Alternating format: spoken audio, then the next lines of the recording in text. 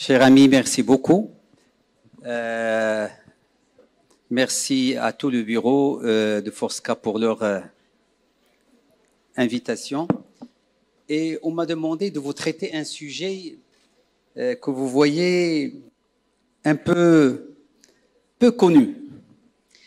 Et moi, je félicite le bureau pour le choix de ce thème. Vous savez, parce que depuis 2 ou 3 ans, des gens commencent à venir me dire, Dr Benazouz, je pense que j'ai une SIBO.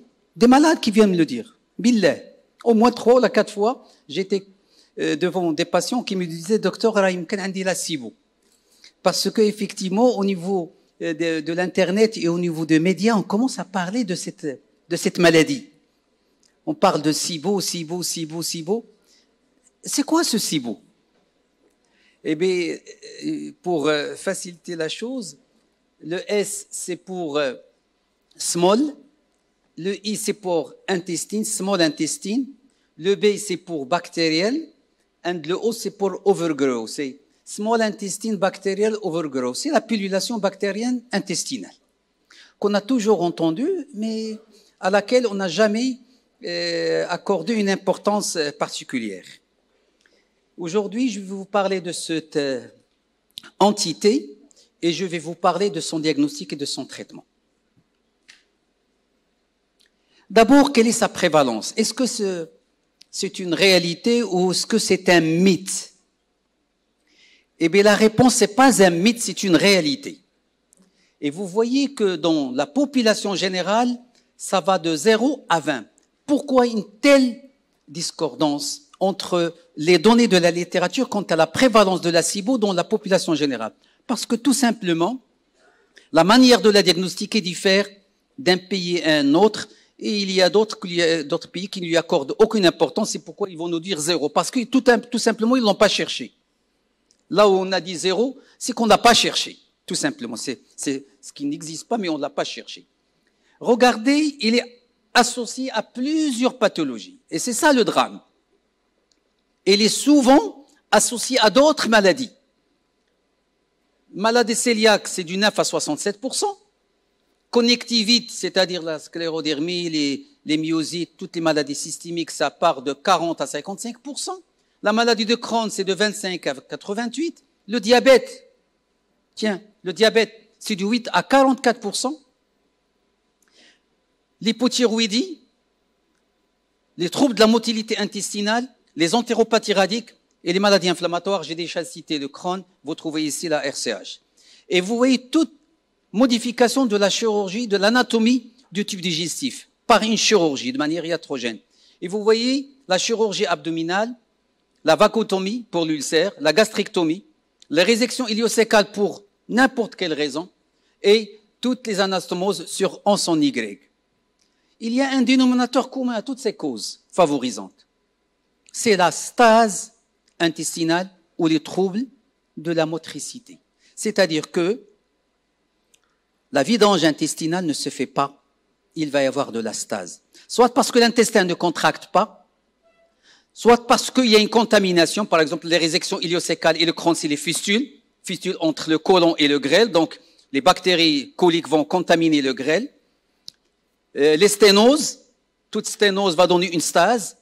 Donc chaque fois, le dénominateur commun, chaque fois qu'il y a une stase intestinale, où on a enlevé les orifices qui font clapper et qui font frein à la contamination, notamment la valvule iliocécale ou le pylore, c'est pourquoi le pylore doit être fermé. Et c'est pourquoi la valvule iliocécale, elle est là pour que on ne contamine pas une partie de l'intestin par les bactéries de l'autre partie. Et tous les montages que font le chirurgien peuvent être à l'origine d'une pullulation bactérienne. Lorsqu'on fait des anastomoses iliocécales, lorsqu'on fait des anastomoses sur once en Y, on crée des circuits, les anastomoses en oméga. Tout ça, c'est des onces qui ne vont plus être normalement, ils vont être donc le lieu d'une stase. Et toute stase intestinale va être à l'origine d'une pullulation bactérienne, et tout circuit qui va donc emprunter une voie anormale par une dérivation, par une résection, donnera la même conséquence. Et vous pensez, et vous devinez que tous les malades qui sont opérés peuvent avoir une pullulation bactérienne intestinale. Un deuxième grand problème, c'est le syndrome de l'intestin irritable. Vous allez voir les symptômes de la SIBO. Les symptômes de la SIBO, c'est exactement les mêmes symptômes de l'intestin irritable. Vous allez les voir, c'est la douleur, c'est les ballonnements, c'est le trouble de transit, c'est la constipation, c'est exactement, point par point, les mêmes symptômes du syndrome de l'intestin irritable. Et vous allez voir que il y a une association entre ces deux entités. Ça part de 8 à 70. Jusqu'à 70% des gens qui se plaignent de syndrome de l'intestin irritable ont en réalité une SIBO. On ne la cherche pas. On ne la cherche pas. Et dans les toutes dernières recommandations de syndrome de l'intestin irritable, et là c'est une thématique qui a complètement changé, et la prise en charge a complètement changé de ce qu'on appelait la colopathie fonctionnelle, que ce soit sur le plan conception diagnostique, que ce soit sur le plan thérapeutique, ça a changé, et j'en ai parlé à Madame Dr Azizi, je lui ai dit, il faut qu'un jour qu'on parle des nouvelles modalités de prise en charge diagnostique et thérapeutique du syndrome de l'intestin irritable, parce que ça a complètement changé. Dans ces nouvelles recommandations, la rifaximin est un traitement du syndrome de l'intestin irritable. Qu'est-ce qu'on vise par la rifaximin? La rifaximin est un antibiotique. Il va traiter la colopathie fonctionnelle. Comment ça? Eh bien, parce qu'il y a ça. Parce que en moyenne, 30 à 40% des gens qui se plaignent de syndrome de l'intestin irritable ne sont pas de véritables syndromes de l'intestin irritable, mais ce sont des gens qui ont une pullulation bactérienne intestinale. Et la rifaximin peut leur rendre un grand service. Vous avez les IPP et la SIBO.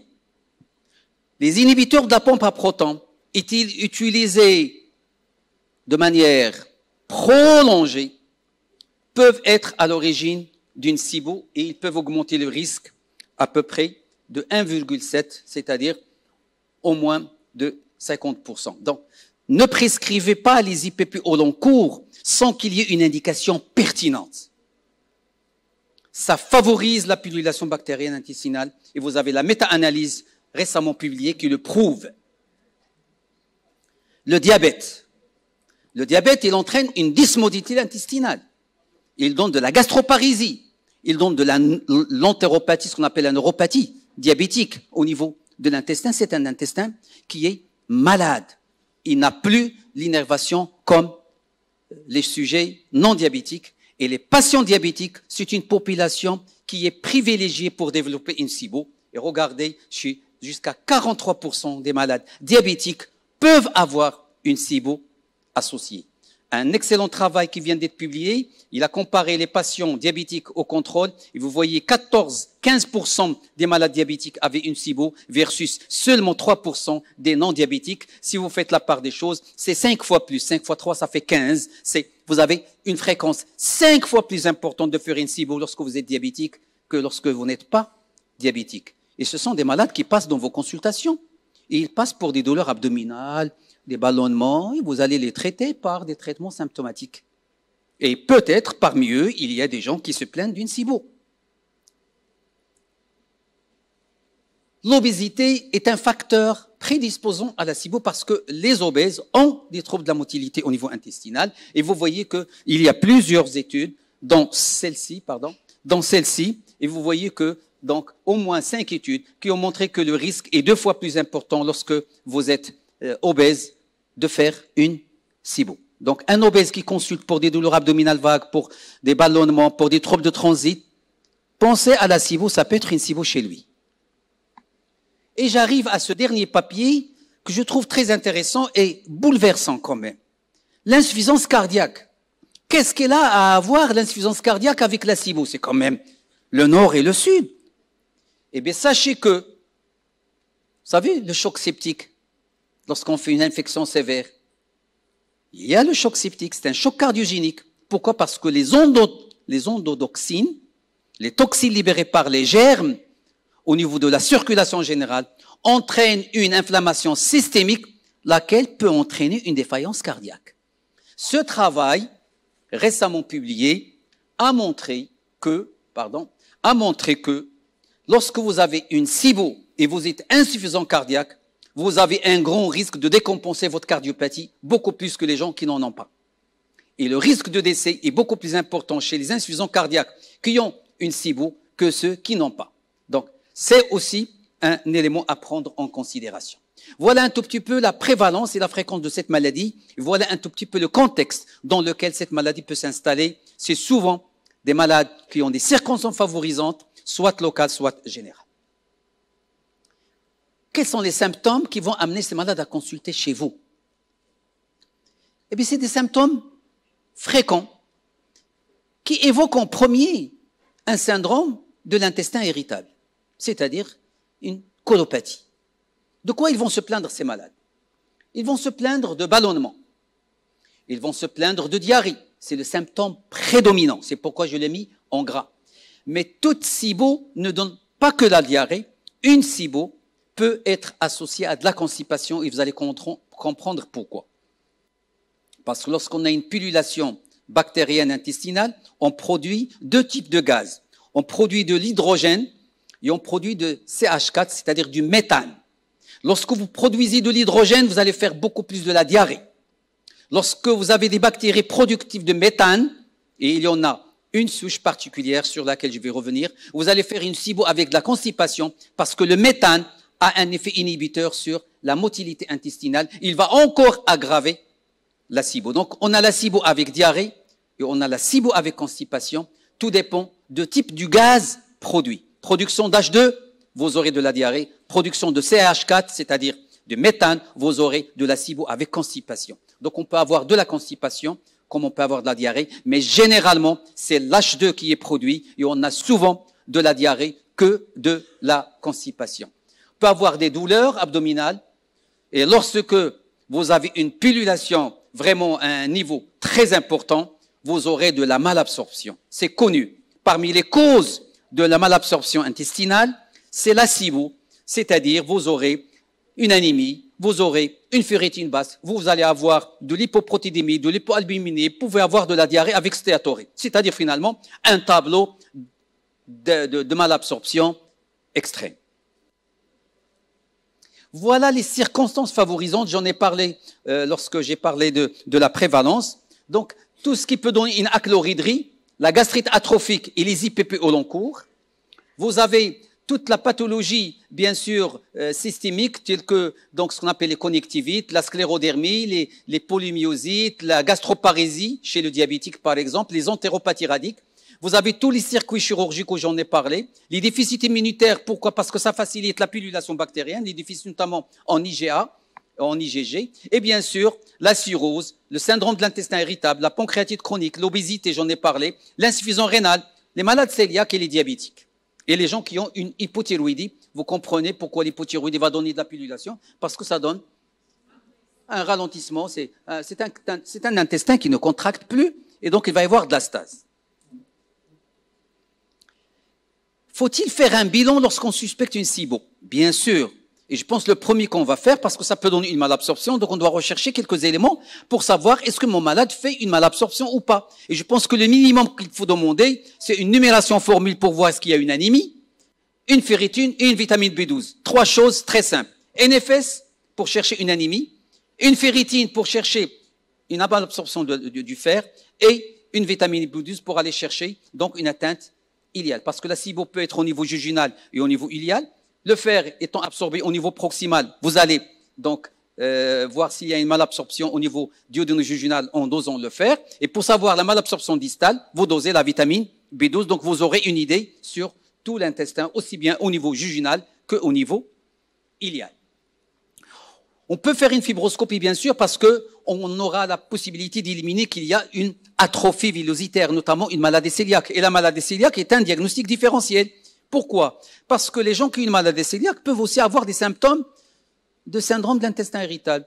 Et dans les nouvelles recommandations, c'est une erreur professionnelle aujourd'hui, en 2022, et je le dis d'emblée, c'est une erreur professionnelle aujourd'hui, en 2022, que de traiter un malade comme syndrome de l'intestin irritable sans faire les anticorps antitransglutaminase. 6 à 13%. Regardez les chiffres.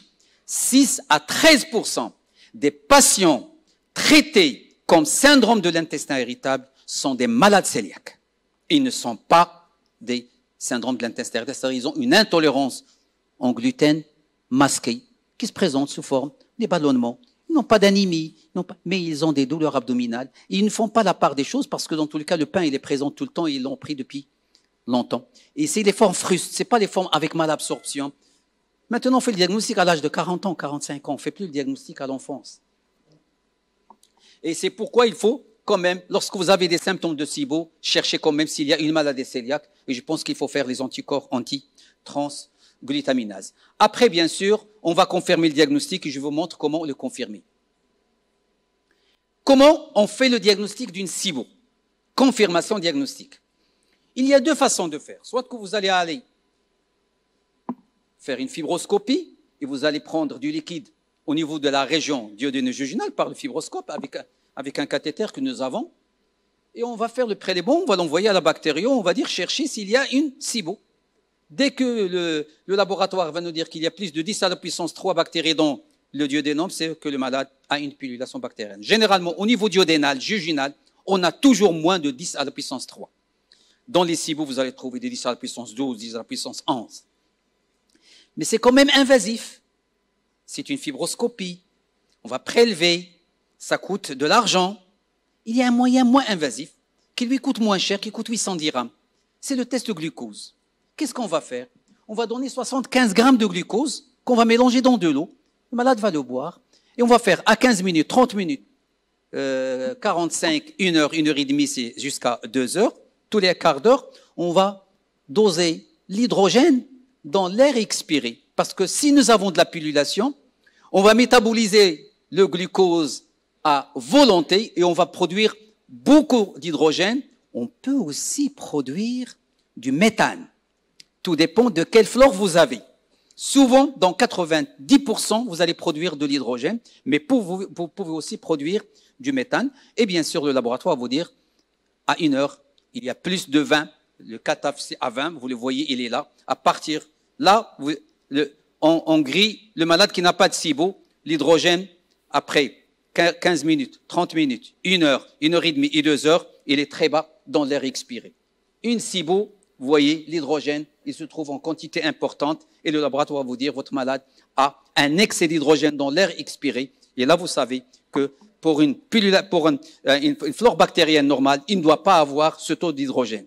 S'il a un nombre de bactéries importantes, il va métaboliser l'hydrogène, le glucose de manière exponentielle et il produira beaucoup d'hydrogène et beaucoup de méthane. Donc c'est non invasif, ça coûte pas cher, ça coûte dans les 800 dirhams.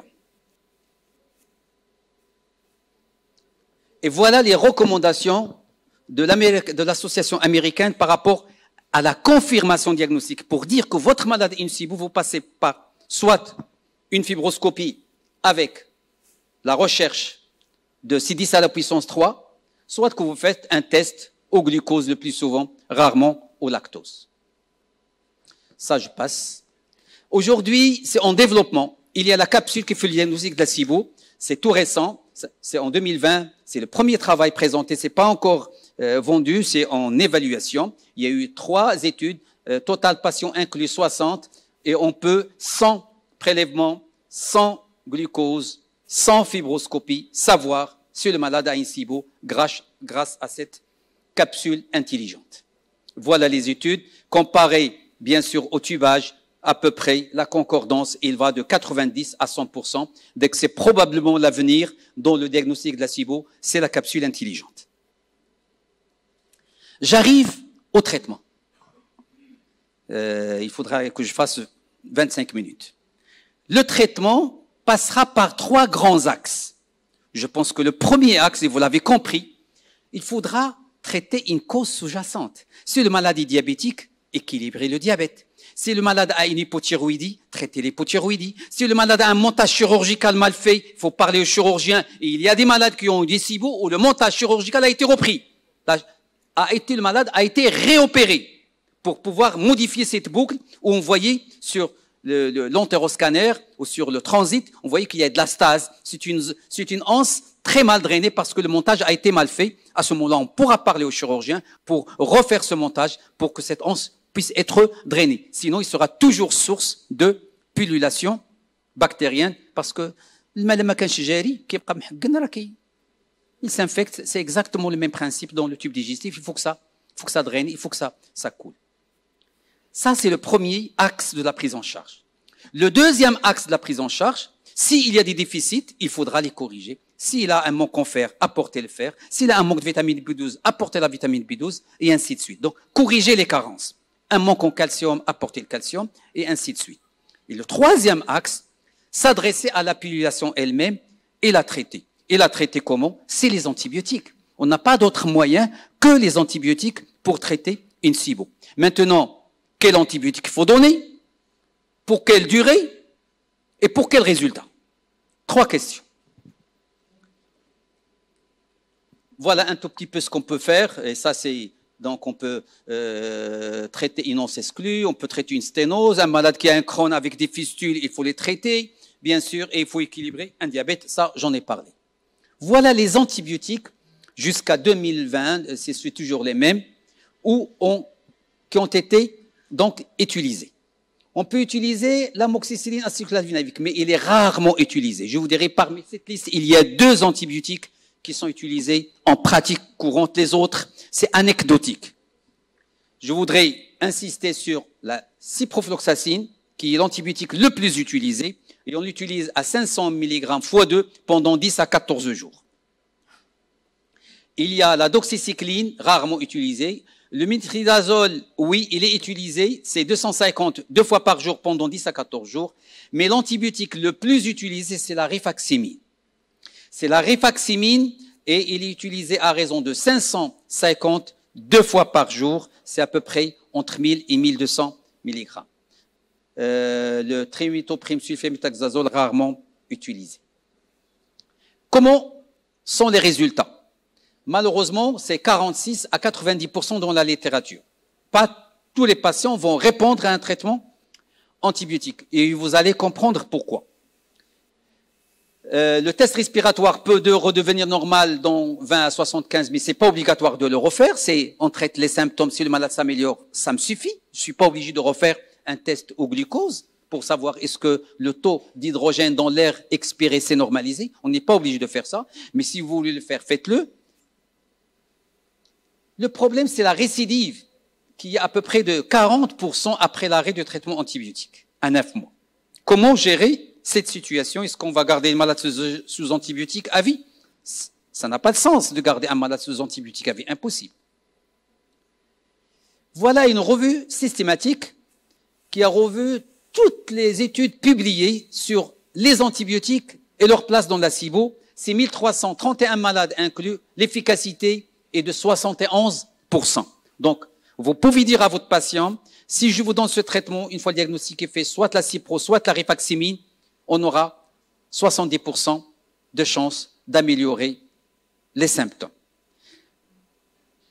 La dose de la rifaximine dans ces séries, ça c'est la rifaximine, pardon, c'est pas tous les antibiotiques, c'est la rifaximine, c'est entre 600 à 1600, et la durée c'est 5 à 28 jours, donc vous voyez c'est très variable d'une étude à une autre. Il n'y a pas de consensus, mais moi je peux vous dire, c'est ce que je fais, c'est 1200 pendant 2 semaines. Vous donnez 3 comprimés le matin, 3 comprimés le soir, parce que la rifaximine elle est commercialisée au Maroc sous forme de comprimés de 200. Vous allez donner 3 comprimés le matin, 3 comprimés le soir pendant 2 semaines, et vous arrêtez et vous allez évaluer après. Je pense que c'est le schéma qui me paraît le plus logique et comme un standard, on peut le prendre comme un standard et on peut commencer comme ça.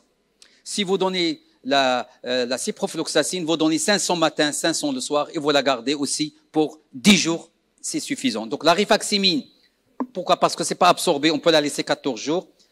La ciprofloxacine, parce que c'est absorbé, il y a un risque de résistance, on la laisse pour 10 jours et on arrête.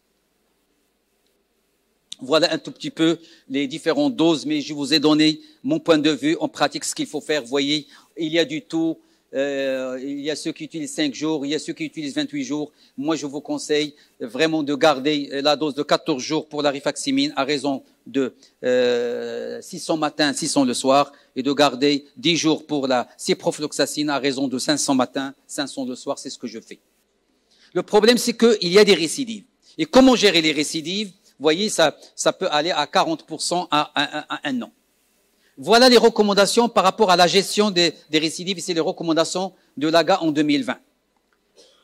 Il faudra traiter le malade pour 14 jours ou 10 jours et arrêter et évaluer. Si le malade s'améliore, on est très bien. Il n'y a pas de traitement préventif. Traiter la cause sous-jacente, c'est important. Si vous ne traitez pas la cause sous-jacente, ça s'appelle récidive demain. Et ça, c'est fondamental de traiter la cause sous-jacente. Un diabète équilibré, un montage à modifier, une hypothyroïdie, etc., etc., etc. Toutes les causes dont j'ai parlé. Après, si votre malade récidive, il y a 2 façons de faire. L'AGA propose des cures de 5 jours tous les mois par l'antibiotique qui a marché. Vous faites des cures très courtes, 5 jours de rifaximine par mois, tous les mois, pendant 3, 4, 5, 6 mois au maximum. Si maintenant le malade souffre et dans les formes sévères avec malabsorption, on peut être amené à mettre un traitement antibiotique au long cours. Et dans ce cas-là, il faut faire une rotation. Vous n'allez pas utiliser un seul antibiotique. Vous donnez 5 jours, 1 semaine d'un antibiotique ce mois. Le mois prochain, vous donnez un autre et vous faites une rotation pour que le malade ne développe pas de résistance. Vous utilisez la rifaximine pour 10 jours. Le mois prochain, je vais utiliser le métronidazole pour 10 jours.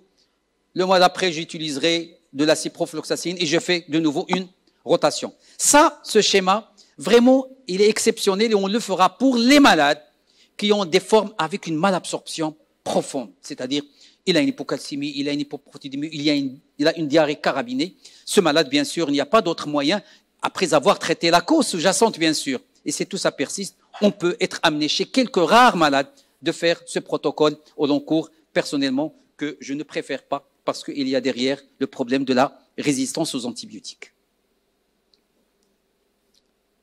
Comment traiter la SIBO avec constipation?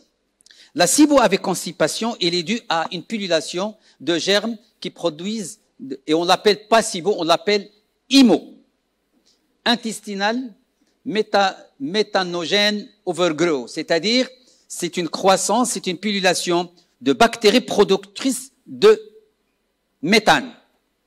Et c'est essentiellement cette famille. Comment on va le savoir? C'est le malade qui a une SIBO avec un test à l'hydrogène positif, mais il est constipé, il n'est pas diarrhéique. Ce malade, le meilleur traitement, ce n'est ni la ciproxine, ni la rifaximine. C'est la néomycine parce que cette famille est très sensible à la néomycine. Et la néomycine, vous allez la donner à 500 fois 2 pendant 14 jours. Une SIBO avec constipation, le traitement, c'est la néomycine. Une SIBO avec diarrhée, le traitement de première ligne, c'est la rifaximine. Le traitement de deuxième ligne, c'est la ciprofloxacine. Comment on le sait? Nous avons les symptômes de SIBO, nous avons confirmé la SIBO, soit par intubage, par fibroscopie ou par un test à l'hydrogène. Le malade sera, d'ailleurs ils le disent, le laboratoire, il va dire, j'ai pas trouvé de l'hydrogène, c'est du méthane que je trouve. Le biologiste va vous le dire. L'air expiré n'est pas d'hydrogène, c'est du CH4, c'est-à-dire c'est du méthane. Et là, vous saurez que votre malade n'a pas une SIBO classique, mais il a une SIBO particulière qu'on appelle la IMO et non pas la SIBO. Je change de registre et je me pose la question avec vous, y a-t-il? Parce que finalement, la SIBO, c'est une dysbiose. Et les dysbioses, on sait que les probiotiques peuvent avoir une place quelque part pour traiter ces malades. Qu'en est-il dans la SIBO, la place des probiotiques? La réponse, malheureusement, il n'y a pas beaucoup d'études. C'est vraiment peu d'études aujourd'hui disponibles. Et c'est la raison pour laquelle c'est une arme peu utilisée. Il y a une méta-analyse quand même que j'ai trouvée, publiée en 2020. Elle est là. Ils ont un effet bénéfique. Et l'effet bénéfique, c'est seulement les lactobacillus, les bifidobactéries, le Saccharomyces boulardii, et les autres ne le sont pas. Toujours dans les probiotiques, utilisez ce qui marche. Pas tous les probiotiques vont marcher dans la SIBO. C'est soit un lactobacillus ou un bifidobacterium, ou les deux, ou le Saccharomyces boulardii. je termine. Les prokinétiques, pour améliorer la vidange, n'ont pas beaucoup de place, vous oubliez. Le régime FODMAPS, il est très intéressant dans le syndrome de l'intestin irritable. Peu d'études, efficacité discutée, voire même remise en cause dans la SIBO, donc ne le conseillez pas à ces malades.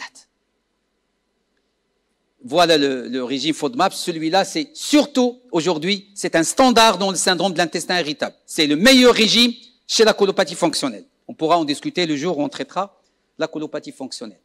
Et voilà comment gérer un malade qui a une SIBO. Vous avez une forte suspicion, avec des circonstances favorisantes évidentes. Vous ne faites ni test, ni fibroscopie. Vous ne le traitez pas un traitement antibiotique d'emblée. Vous avez un doute sur la SIBO, vous confirmez par un test à l'hydrogène. Et vous traitez par les antibiotiques, rifaximin ou ciprofloxacine. Ça marche, tant mieux. On va voir l'évolution après arrêt. Récidive, on traite au coup par coup. État gravissime, on traitera au long cours, avec bien sûr le risque de résistance derrière. Sinon, on peut associer les probiotiques. Et pour les prokinétiques, le régime FODMAPS, vous avez vu que ça ne sert pas à grand-chose. Je voudrais terminer sur ça et vous remercier. Et si vous avez des questions, c'est avec plaisir.